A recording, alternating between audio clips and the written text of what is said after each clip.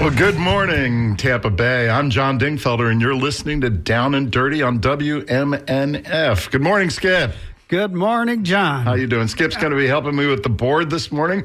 For the next hour, we'll be digging deep into local issues that impact you, and that's why we call it Down and Dirty. I hope you not only listen, but join in on the conversation.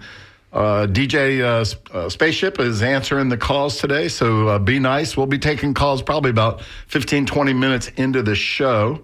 And you can join us by calling in with your questions or your comments at 813-239-9663. Or you can email us, and I'll try and read your comments on the air at dj@wmnf.org.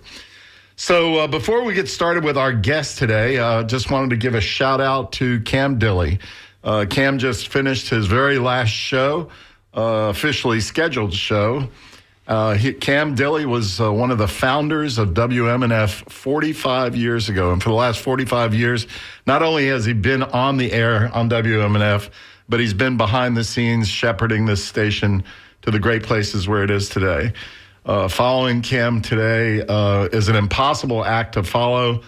But I wish Cam Dilley and his wife, my good friend and former Tampa City Councilwoman Mary Mulhern, all the best as they, I think they're going to become snowbirds and be back and forth between here and Chicago. But Cam and Mary, all the best, and we look forward to seeing you in the winter. All right, with that mission aside, I get a little, as Cam said this morning, a little verklempt. Our special guest today is Hillsborough County State Attorney Susan Lopez, also known as Susie. Let me get her on the phone. She was a little under the weather today, so we'll have her on the phone. To be in the studio with you today, but I'm a little under the weather, so I'm happy to at least be able to appear by phone. Well, good morning. How are you? I know you're a little under the weather, and but we so appreciate you joining us anyway, and I hope you feel better as the day goes on. Thank you. Yeah. And Susie, let me give a little background in terms of what I can say about you, and then I'll let you speak for yourself. But as a little background for those of you less familiar, Susan, who I believe I can call you Susie today as long as we're not in court. Yeah, you can call me Susie wherever you want to. Okay. Susie Lopez, in December, she's been an attorney for many years, I think about 20 plus years. In December of 2021, Governor DeSantis appointed her to be a county judge. Very impressive. I tried being a judge once, didn't work out so well. But in the summer of 22, about 6 months later, in a very controversial move, the governor pulled Andrew Warren out as the state attorney for Hillsborough County and replaced Andrew Warren with now state attorney Susie Lopez. She was appointed by Governor DeSantis. She's served ever since. She's now a candidate to continue on as state attorney. The election is in November of 2024. She'll be up against the winner of the Democratic primary, which will either be Andrew Warren himself or his Democratic opponent, Elizabeth Martinez-Strauss. A couple of months ago, I think in March, we had Andrew Warren as a guest on the show. Susie's agreed to join us today, and we hope to have Attorney Strauss on before the primary. But again, good morning, Hillsborough County State Attorney Susie Lopez. Good morning, John. Happy to be with you this morning. Yeah. So listen, before we get started in the meatier, down and dirty stuff, I wanted to give you an opportunity to tell folks about yourself. I know, like myself, you're a native of Tampa. And I think your family has been here for many, many years. So give us a little bit about that background. Okay. I was born and raised here. My grandfather came over from Spain in about 1910, and he went to school in New York and then moved down here because, like so many people, he had a family member. He had an uncle who was worked in the cigar business, and so he moved down here. And my dad was of course born and raised here, and my mom moved here as a small child.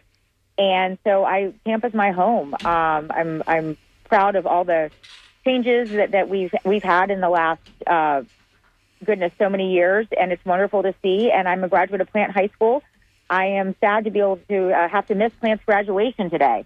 I was excited to go. I went to Steinbrenner's graduation yesterday, and I was the commencement speaker at Pepin Academy's graduation last night, which was really a special, special night. And I was a prosecutor starting in January of 2005. I had been a clerk at the Second District Court of Appeal, and one of our judges, who's a former state attorney, E.J. Salsinas, said, "You're going to go over there and learn how to try a case, and you're going to stay for a couple of years." Well, that couple of years became 17. And I loved being in the courtroom, and I loved representing the people of Hillsborough County in court. And so, Susie, let's talk a little history here. When you came in 17 years ago, was that under Bill James, Harry Coe? I'm trying to remember. It was under Mark Ober. Under Ober. Okay. He had won the election in well, of course, it was a special election, but in 2004, he was reelected, and so I came in at the beginning of his term, January 3rd of 2005, and served under him until January of 2017. Mark's a good guy. He was a good state attorney. He is. I was a public defender across the aisle from not him, but some of his people, and always thought Mark ran a good office and did a good job. Yeah, he did, and so I worked for him for about 12 years. So let's give people a little understanding of what your first job, I think, out of law school, perhaps at the Second DCA, which traditionally was up in Lakeland. That's where the state appellate issues, if you have a local issue at the circuit court typically and you want to appeal it, it goes up to what we call the Second District Court of Appeal in Lakeland, or now they've moved some of it down here. I assume that coming out of law school, you help the judges with research and write opinions? I did. That's what I did, and I was assigned in Lakeland. Lakeland is now the 6th DCA because we've had a new DCA added. So the second DCA is in Tampa, and there's going to be a new courthouse. The Bernie McCabe Courthouse is being built right now for the second DCA over in Pinellas County. It's going to be a beautiful facility.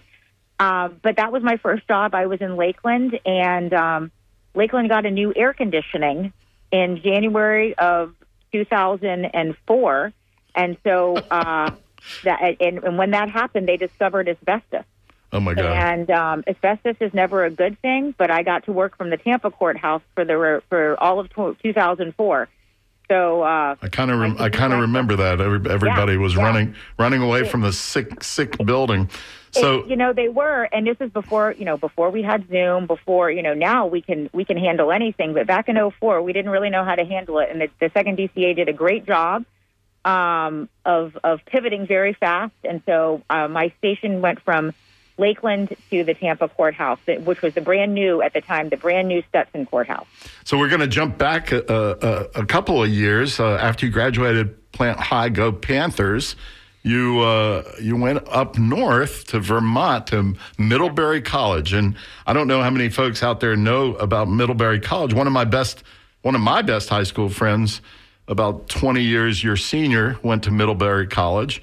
Really? Yeah, and very small school. I always thought of it, Susie, as a rather liberal college. Am I wrong? Arts. It's a liberal arts school. But I mean liberal politically. No, I think we were college students in the 90s. I think we were all pretty middle of the road. There were some who were very conservative. There were some who were very liberal, and then there was the middle of the road pack. So yeah. But it's a liberal arts school. It's in the New England Small College Athletic Conference. So it's Williams and Amherst and Bates and Colby and Trinity and Middlebury. And so those are all the similar schools that are up there. And in fact, 2 weeks from right now, I will be at my 25th college reunion in Middlebury, Vermont. It sneaks up on us, doesn't it? So Sure does. In addition to having been involved in criminal law, you and I also, I think, have rugby in common. You played rugby, women's rugby at Middlebury? I did. That's so funny. It was a club sport, and it was really kind of funny. I mean, the sports up north are very different, as you know, than the sports down here. I rode crew my freshman year, right. And now crew is totally taken off here. But when I was in high school, Plant did not have a crew team. And, there was rowing at the University of Tampa, but now it's everywhere down here. So I got a chance to row crew, and there were a lot of sports that just didn't exist down here that existed up there. So, rugby was definitely one of them. I played rugby at the University of Florida. No offense, Susie, but you and I have met several times. You were sort of on the shorter side, and I have to, without offending you, I have to ask you if you were a hooker on the rugby field. Now, anybody is going to be appalled for me to ask that of the state attorney. I get it. But the hooker, I better explain it. The hooker is the one who, right in the middle of the scrum, kind of when the scrum collapses, everybody falls in, and the hooker gets injured. Where did you play? I was not a hooker. Oddly enough, I played fly half a couple times, but I was generally a prop. All right. Yeah. Well, there you go. Enough rugby. So, but I couldn't help resist doing that. So we'll jump forward. Tell for folks who don't know, and especially for Northerners who call the state attorney's office, Northerners I think call it the district attorney. But tell us a little bit about what is the Hillsborough County State Attorney's Office and your role in running that office. So the Hillsborough County State Attorney's Office, again, it's the district attorney, I think, in 47 states, and I think we're called state attorneys in only 3 states. We are the prosecuting agency for this circuit, and our circuit, as you know, John, is only one county. My colleague across the bay, Bruce Bartlett, has Pinellas and Pasco, but Hillsborough is only the 13th Judicial Circuit is only Hillsborough County. And so my responsibility is leading an office of 320 men and women who are prosecutors, investigators, support staff, and victim advocates. And we are responsible for prosecuting about 50,000 cases a year, anything from driving without a valid driver's license to capital cases like first-degree murder and everything in between. And Hillsborough County, as you know, growing up here, everyone says Hillsborough County is the same size as Rhode Island. Well, people think Rhode Island is small, and it's not. It's also not an island, but it's also it's about 1,300 square miles. So that is our entire jurisdiction of the office. Yeah. So what's a day in the life of, let's say you did it for 17 years, a typical state attorney, the 100 and something attorneys underneath you. What was your day like as a state attorney? And then we'll transition and talk about what's your day like as the boss, as the state attorney. So when I was an assistant state attorney, I was an early bird, and I still am. Because I find that I can get more done before there's a lot of other people in the office. And you were this morning calling me at 6:30 in the morning to tell me that you were under the weather. Sorry about that. The courthouse, as you know, John, is run very much on a schedule. Court either starts jury trial Mondays, or they're not even Mondays anymore, but jury trial days generally start at 8. But for the most part, judges begin their dockets at 8:30 or 9 o'clock. And so everything has to be on a tight schedule because litigants and defendants and victims have to know what time to be to court. So that's why, court generally starts on time at either 8:30 or 9. So we head over about a half an hour before the judge takes the bench, because that's when all the negotiating happens and the talking happens, and between both sides, between the public defender's office, the private attorneys, and the state attorneys. Because if every case went to trial, the court system would be, I think I read somewhere that the court system in India is backed up like 10 years or something like that. It would be absolutely bananas. And our jurisdiction is very unique in so many ways. But one way is we didn't lose a beat with COVID. We had a great chief judge and a great criminal administrative chief judge who got us up and running on what we called the critical court docket within, I really think it was within about a week and a half, if that. And we were able to keep people moving through the jail system, people who didn't need to be stuck in jail, who would have had their cases resolved but for this pandemic. Right. And so we were able to keep running, and we were back in trial I think our first trial back was October of 2020, and that was a homicide trial. So we really were moving, and it was just all the criminal justice partners worked really hard together, and it was great. There are some jurisdictions that did not have trials for a year, more than a year.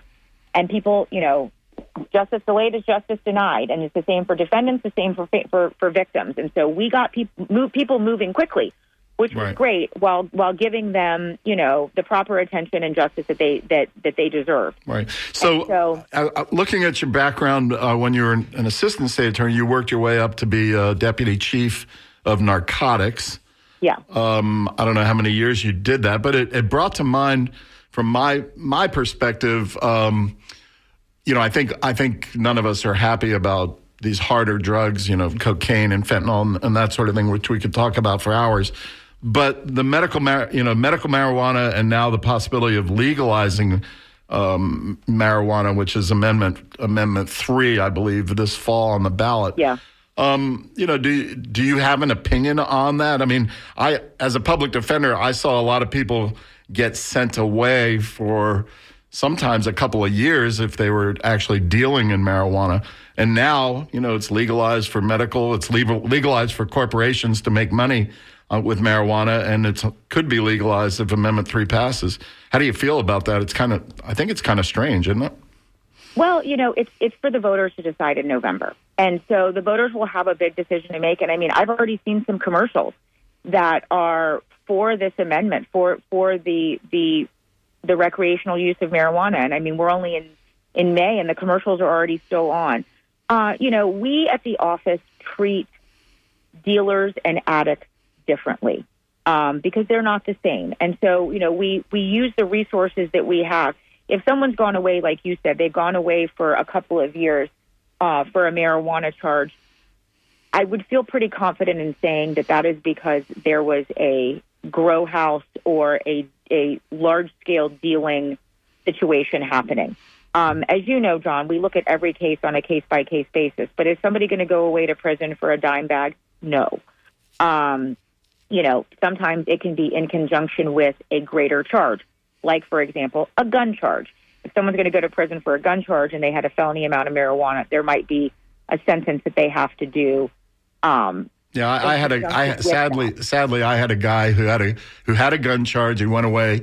He came back. He was on probation. They caught him with a dime bag of marijuana, and they sent him back for a couple of years to finish out his term, which I thought was really a bit unfair for a dime bag of marijuana. But anyway, so are you taking a personal position whether or not you're going to support Amendment 3 or not? All right, sorry. I'm sitting on my front porch right now, and a lawnmower has just started, so I'm so sorry. I'm just going to walk into the house. As my personal position is I'm going to follow the law, and we're going to let the voters decide, and whatever it is that the voters tell us in November to do, that's what it is that we're going to do. Okay. All right. So you got appointed by Governor DeSantis 6 months before you got appointed state attorney. You got appointed to be county judge, which is impressive. As a county judge, what were you? I assume you were in criminal division. No. Actually, I was in county civil. Really? I was the people's court. Yeah, I was the people's court, and I was the happiest judge you've ever seen. I was still an early bird, even when I was a judge, and I loved being in court. Sometimes there were cases involving, attorneys on both sides, and I enjoyed that, of course. But a lot of times it was a citizen versus a citizen, and these are people who had never been involved in the justice system at all, whether on the criminal side or the civil side. Landlord, tenant, dog bites, all sorts of strange cases. Exactly. Yeah. And they wanted and deserved to have their day in court. And so I enjoyed being able to explain things to them and help them. And I mean, sometimes people would come in. We had small claims pretrial dockets, which is if you owe Citibank $7,000 on your credit card and you end up in court, that kind of thing. And people would just be terrified. And all you have to do is just talk to them and explain to them what it is that they're there for. And then they leave and they understand. They still have to pay the money back, and they can go into mediation, and there's all these different things that they can do. But people are afraid of the unknown, and if you just take a few minutes and explain to them why they're there, they're more comfortable and they understand why they're there. Sure. And hey, Susie, you know what? I'm going to test my technological skills here. We have a caller. You should be able to hear the call, and then we'll see how we do. Okay. Okay. All right. Hold on. Dean, you're on the air. Can you hear us? Hello, can you hear me? I can. Where are you calling from? I'm calling from I-75 and love your show. I wanted to ask Ms. Lopez. I'm gonna be transparent here. Don't like the way you got your office, but I don't blame you for that. I blame the governor for misusing his office, and we won't go any further than that. I would like to ask you, Ms. Lopez, what are your thoughts about running for governor? Because I think you'd make a damn good one.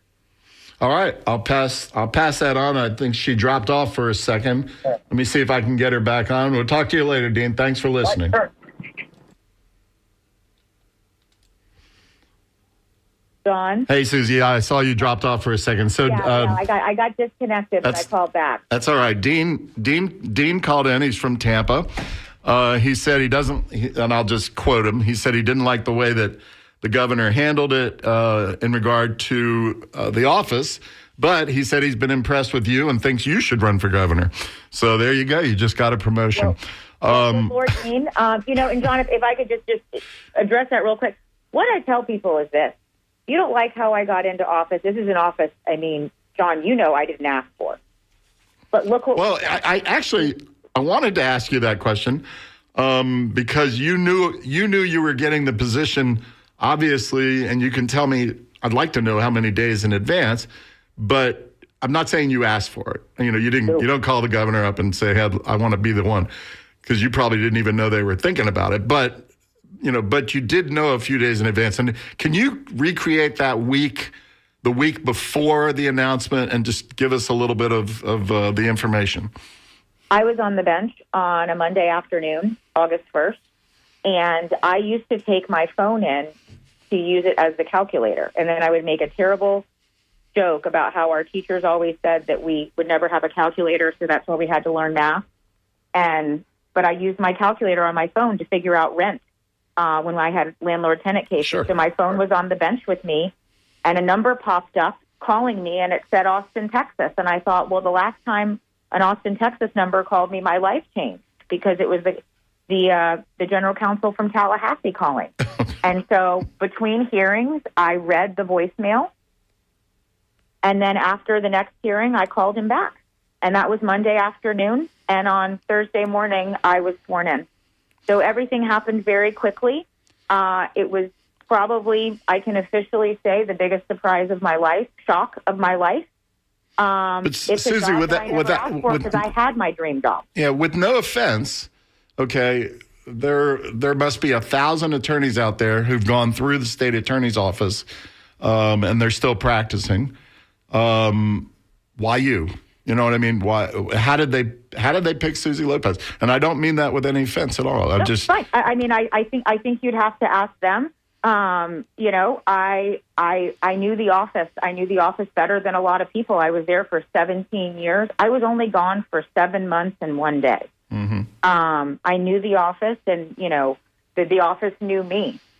So people in the office welcomed me home, John. That's what they did. I mean, I was still walking the halls of the courthouse. So it's not like I went and left. I didn't go very far. I just went across the street. Well, do you have any regrets about the way you came into office? Wouldn't it have been easier just to have simply waited a few more years and then run against Andrew Warren when he was, if he was the incumbent?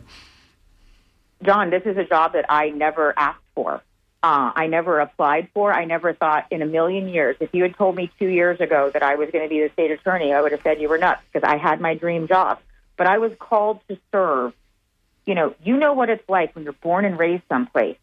You're called to serve your community. You've served our community in many capacities. When you're called to serve your community, you answer the call, and that's exactly what I did. Well, I hear you. I appreciate that. So on the day of your appointment, I guess, what was it, a Thursday or Friday? Thursday. On that Thursday, I think you in addition to getting sworn in, and I'm just reading the newspaper clippings from 2 years ago, you immediately circulated a email or a letter or a memo to these 130 attorneys in the office. You called it, I think, your back to basics memo. So and we'll get into the content of that memo in a second, but did anybody from the governor's office, help you write that memo, or is that something you just wrote yourself? No, they put me in office, and they trusted me to do my job, and that's what I've done. I don't answer to Tallahassee, and Tallahassee, of course, doesn't answer to me, but I don't. We do our own thing here in Hillsborough. We've righted our own ship, and we've done everything independently because we're doing what's best for the people of Hillsborough County. Sure. Okay, for those of you who are just tuning in, you're listening to Down and Dirty on WMNF. My name is John Dingfelder. Our special guest today is Hillsborough County State Attorney Suzy Lopez, who's been in the job as the state attorney for a couple of years since Governor DeSantis pulled Andrew Warren out and replaced her with Attorney Suzy Lopez. So going back, Suzy, to the letter, or what was it, a memo or a letter? It doesn't really matter, that you sent to the attorneys. Basically, we could say you're saying there's a new sheriff in town, but one of the things that was very controversial about that letter that alarmed the NAACP, Yvette Lewis, and some of the others in the African-American community is that basically you told them that you were not going to follow or continue Andrew Warren's policies, against prosecutions that arose from stops of pedestrians and bicyclists. Now, a little more background to folks who don't remember this, but this came on the heels in 2016 where the Justice Department, the United States Justice Department, chastised Tampa Police Department and the city of Tampa for what became known as the biking while black issue. And what the Justice Department found, in addition to the Tampa Bay Times, was that almost 80% of all bike riders who were stopped by TPD were African American. They were stopped for riding with no headlight, or riding with no lights, or riding double while that was law. And then ultimately, I think even though 25% of the city's population was black, 79% of the bike stops were made against black folks. The 10,000 stops over several years. So Andrew Warren took a position that he was not going to prosecute stops felonies and that sort of thing that began as a bike stop. And I think that when you came in, the first thing you did was you said, no, I don't agree with that. Correct me if I characterize that incorrectly in any way, and how do you justify that position? I don't decide what the law is. It's my job to follow it. And so in deciding not to prosecute entire categories of crime, that's disregarding the law, and it's disregarding the oath that I took as both an an attorney and as a state attorney. And so we went back to basics, like the memo said. We went back to basics and look at every case on a case-by-case basis, and we can exercise our discretion. I exercise my discretion every single day, as do all of the attorneys in my office. But we're not going to say we're not going to prosecute entire categories of crime, because that's not appropriate, and that is not what the job entails. But what if the original stop, whether or not the person was black or white, the original stop was really just pretext because that officer said that person looks suspicious. Oh, let's see, they don't have a light on their bicycle. It's a pretext. It clearly was pretextual. For TPD to be making all those stops. I think they've cut back on those stops just for that reason. Well, that's up to TPD. But what TPD brings into the office is that's TPD's business. What we prosecute in the office is our business, and we will exercise our discretion where necessary and where appropriate. And in every case, we do that, and we look at everything on a case-by-case basis. But having a policy of not prosecuting entire categories of crime is wrong. And so we've taken it back to basics. The work is hard. The work is harder, actually, because we are looking at every single case, and that is what we have to do. but that's what the job is. But when you go out in the community, because I know you do go out in the community, and including the African American community in Hillsborough County, you're catching heat on that issue and probably some other similar issues, correct? I think in the very early days, 21, 22 months ago, there was some heat, but also we're not getting that heat now because everybody wants the same thing, John. Everybody wants a safe neighborhood. Whether you live in North Tampa or New Tampa, East Tampa, West Tampa, everybody wants a safe neighborhood. And so we want to be able to give people a safe neighborhood. The mission of my office is public safety. That is what we do, public safety. Yeah, no doubt about that. And you and Mr. Warren, I heard you on Tiger Bay, I think it was last week, spoke to the fact that crime is, you basically have said crime is down during your tenure. Mr. Warren says crime was down during his tenure. It's really hard to dissect the difference between the two. But the other thing that I think came out in your memo, Back to Basics memo, was had to do with Andrew Warren's non-prosecution of certain misdemeanors. I think they were kind of related to homeless folks, trespassing, maybe public drunkenness, that sort of thing. And you overturned that one as well? I didn't really overturn anything, John. What I did was I just followed the law. Trespassing crimes affect every single one of us. Small-level petty theft crimes affect every single one of us in this community. And so that is what we do. We prosecute crimes that affect public safety, and it affects the quality of life. These are quality of life crimes. Okay. I met with some neighbors. in Town and Country. They sent me a letter, and it was a very detailed, very well-researched letter signed by every homeowners association president in Town and Country, and there are a lot. And one man said to me, we had a meeting in August of 2022, and he said to me, Susie, I own a grocery store, and there is someone who comes and sleeps and trespasses outside of my grocery store every day at 3 o'clock. So after 3 o'clock, nobody comes into my store. Well, that's affecting him. And so not to prosecute that crime of trespass is affecting not just that man, but it's affecting the people who can't go into his store. And so we're taking a stance on that because smaller level crimes, as we know, also lead to bigger level crimes. Sure. Well, listen, the bottom line is I agree with you. It's a very tough job to be state attorney.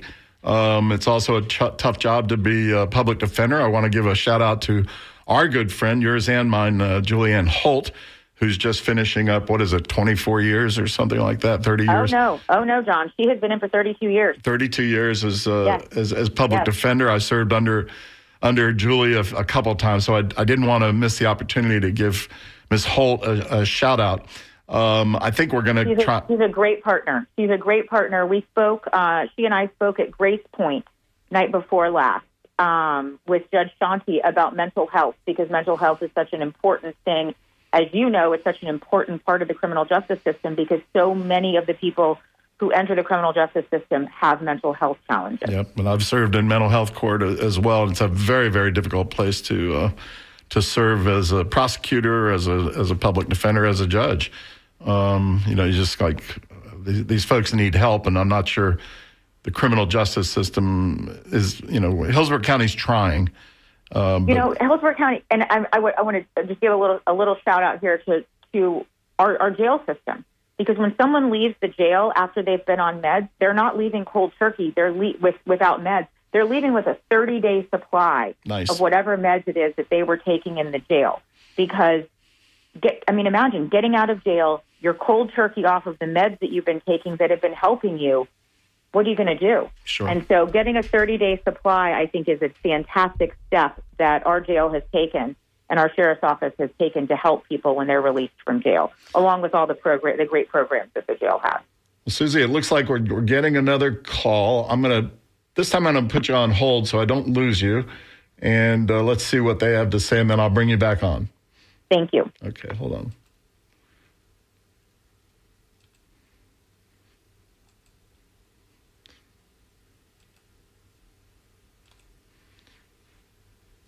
Simon, are you there?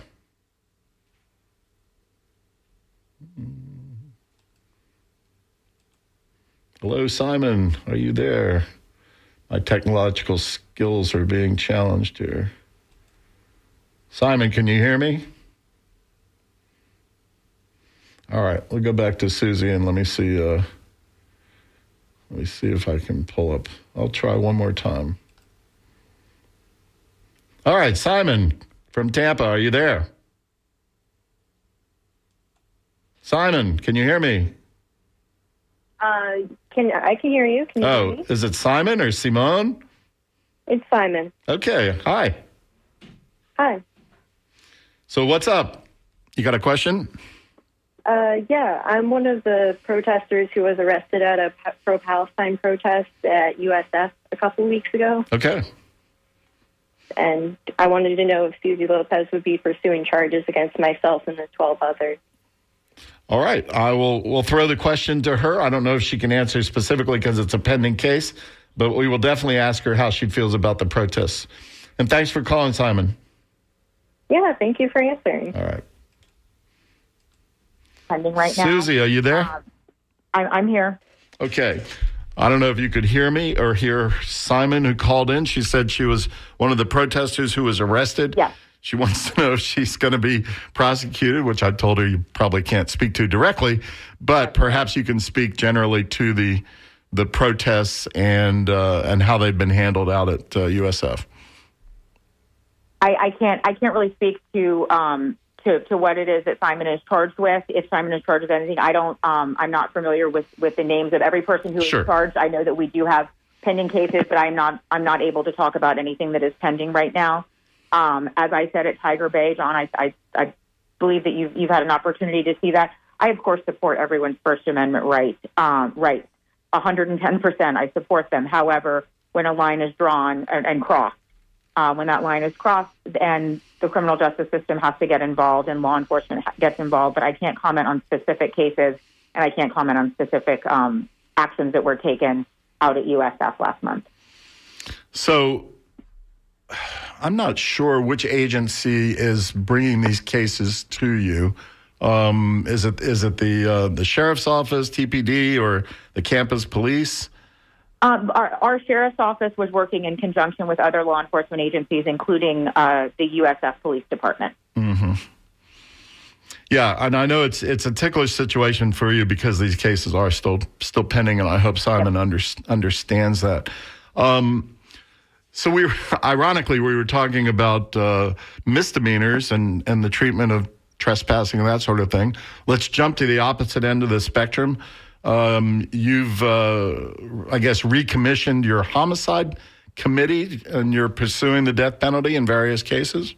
The homicide committee has always been in place. It's been in place now for several decades, so it's never been out of commission. Okay. I have filed in the last 6 months, and I'm sure that Madam Public Defender will correct me if I'm wrong. In the last 6 months, I believe I filed 2 notices of intent to seek the death penalty. And what that means, John, I know you know, what that means is that in a first-degree murder case, the aggravators, which are given to us by the legislature, outweigh the mitigators, also given to us by the legislature. And so if the aggravators outweigh the mitigators in a death penalty case and certain other criteria are met, then our homicide committee, ultimately the decision is up to me, will decide to file a notice of intent to seek the death penalty. And what that does is... Well, before you go there, tell me what an aggravator example would be and what a mitigator example would be.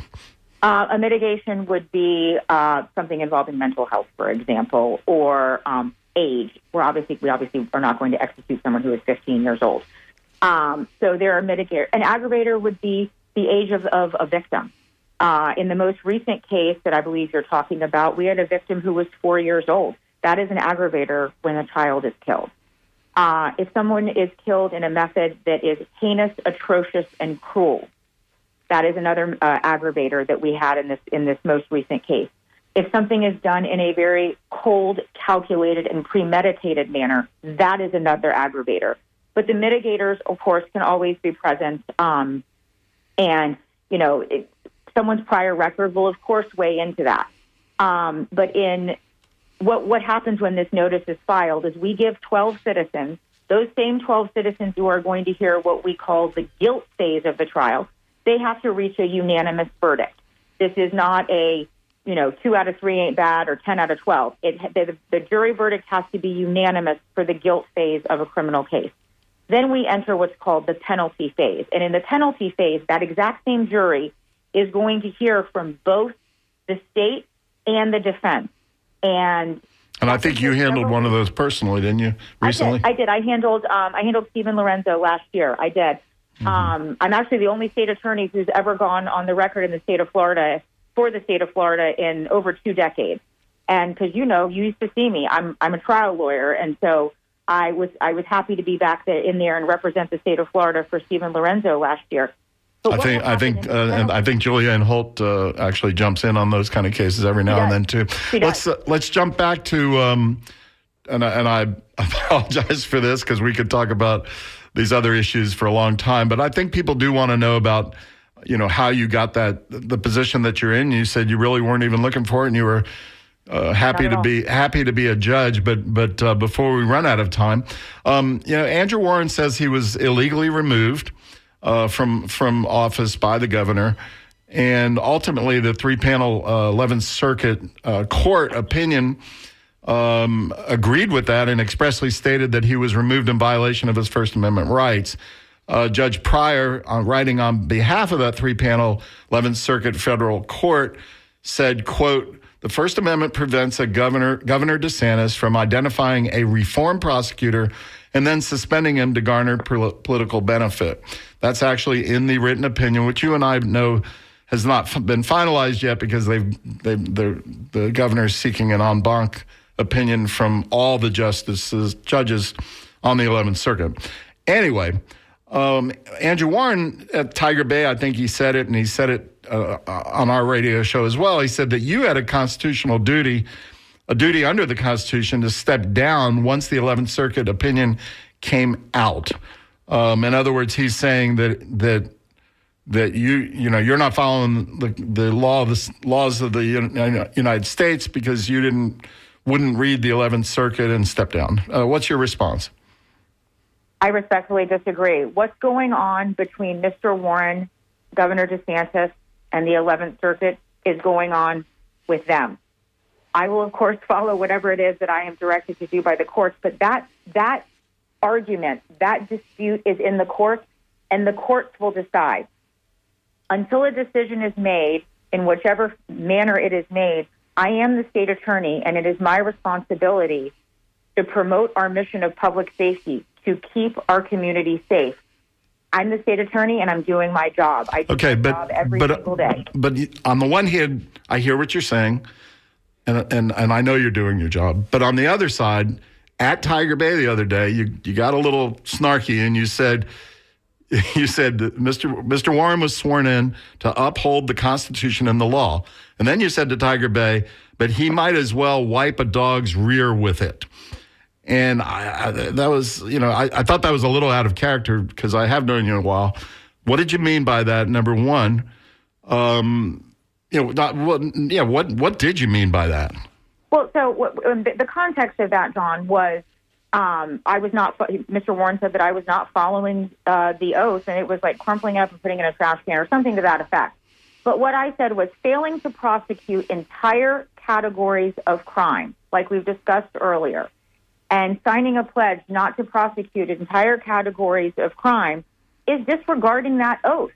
And so I got a little feisty because there was a lot thrown at me, and I can be a little feisty. So I was feisty, and I said that failing to prosecute entire categories of crime is like taking an oath to support, protect, and defend the Constitution and government of the United States of America and of the state of Florida, to follow the laws, as we promised to do, was completely disregarding that oath and taking it and wiping a dog's rear end with it. Okay. Because that's what it is. You've got, failing to prosecute entire categories of crime. Of course, crime is going to be down if you don't prosecute entire categories of it. Yep. Well, I think our discretion. And that's when we can get into whole statistics, because Mr. Warren says, crime was down 35% during his 5 years. All right, Susie, I'm going to put you on hold and take Barbara's question, and then we'll get right back to you. Hold on. Barb, are you there? We appreciate you waiting. Yes, I am. Okay, go ahead and ask your question, and I'll relay it to Susie.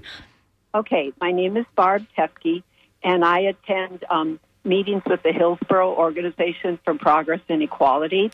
One of their concerns is people getting arrested for paperwork issues with their driver's license, not for traffic, not for driving, not for DUI or anything, but just for paperwork, not being able to pay fines and fees, Right. driving with a suspended license because they have to have a job and get to work and so on. Right.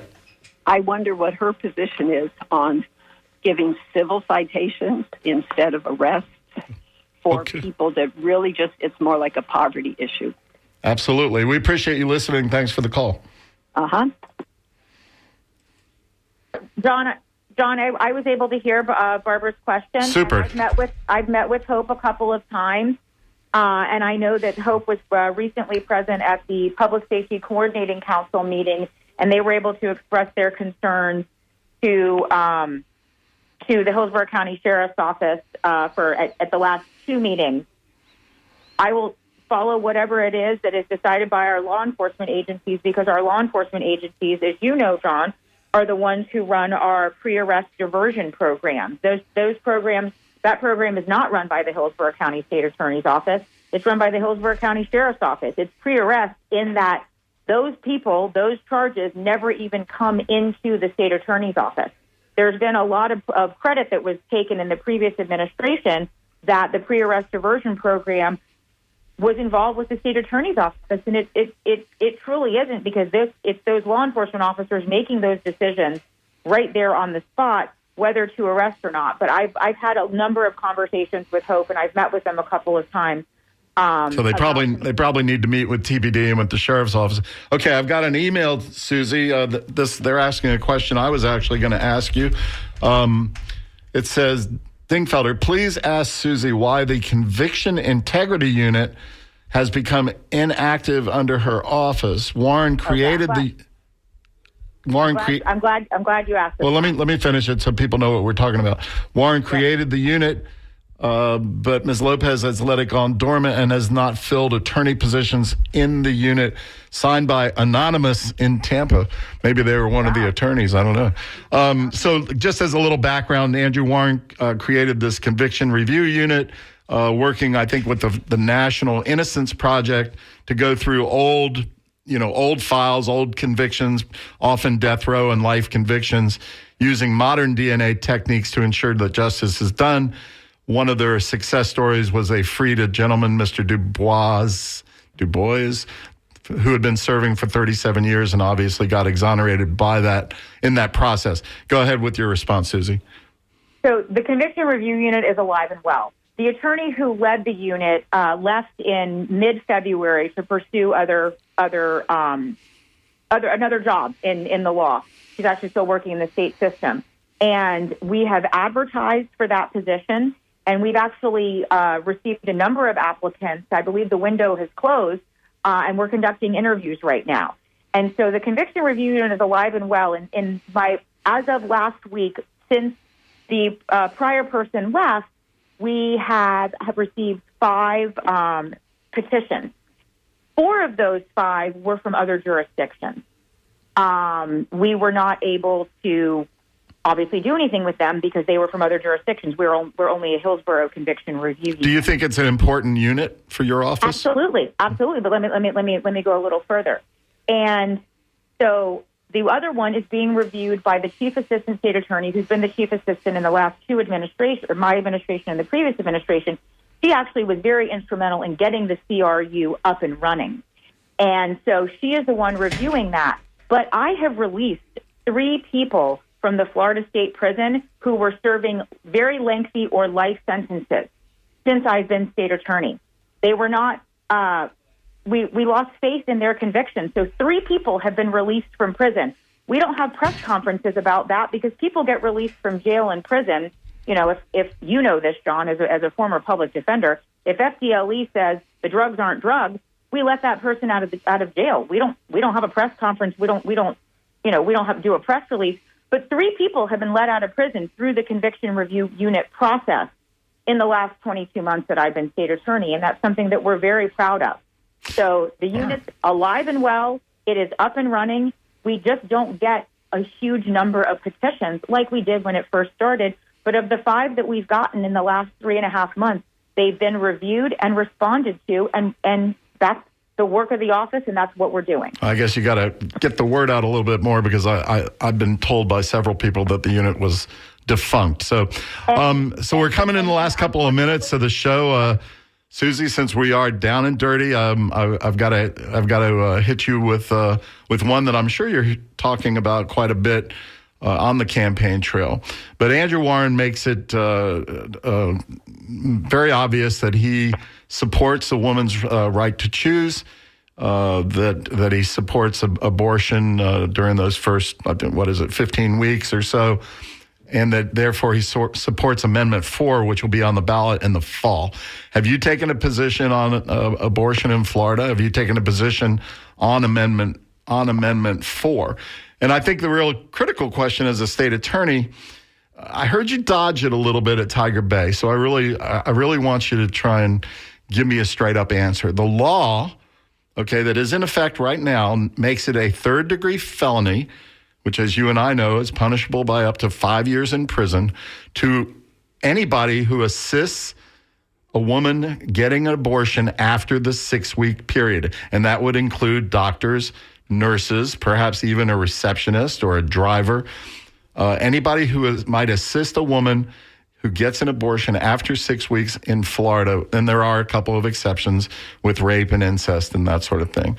Assuming that Amendment 4 fails, will you enforce that law if law enforcement brings you a solid case against a nurse or a doctor who violates that law? That's my question. So, John, I want to a couple of things before, as I answer this question. One, there has never been a case on abortion that has been brought to the state. There's never been a statute this draconian. 6 weeks is very, very tough. But I heard you say that, Tiger Bay. Will decide. And the voters will have an opportunity to decide in November. There's a lot of fear-mongering about this issue. But my question was, assuming that Amendment 4 fails, for the next 4 years, if you win, you will be state attorney, and law enforcement inevitably is going to bring you these cases.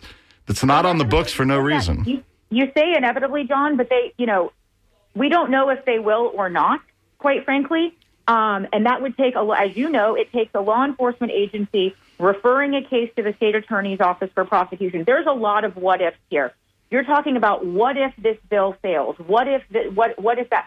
We exercise our discretion every single day in everything that we do. And quite frankly, John, and you've heard me say this before, I don't live in a world of hypotheticals of, well, what if this happens in November? And what if this happens if the law enforcement agency? There's a lot there. But at the end of the day, we exercise our discretion in every case, in everything that we do. Well, will there be discretion? Will there be discretion in that hypothetical that I gave you? There's discretion in every hypothetical, but hypotheticals aren't the world that we live in. But there's exercise of discretion in every single case that we get. That is Susie Lopez is the state attorney for Hillsborough County. You are very kind, especially since you're not feeling good today, to join us for an hour. And I hope you enjoyed the exchange as much as I did. I'm going to tell people if they want to know more about your campaign, they can go to, and correct me if I'm wrong, VoteSuzieLopez.com. That's vote, VoteSuzylopez.com. How'd I do? You did perfect. Susie, again, I appreciate you coming on board, and I hope you're feeling better for the next couple of days. Thank you, John. I appreciate you, and thank you for all of your service that you continue to do and have done over the years in our community. Okay. Well, thanks a lot, and we'll talk soon. Okay. Thank you. Next up, after a news break, we've got the Skinny with Mitch Perry and Ben Montgomery. They're having Monique Worrell, who ironically is the Orlando state attorney who was suspended by DeSantis, kind of Orlando's version of Andrew Warren. And they're also going to be discussing the proposed increase in TECO power rates. This is Down and Dirty, WMNF. I'm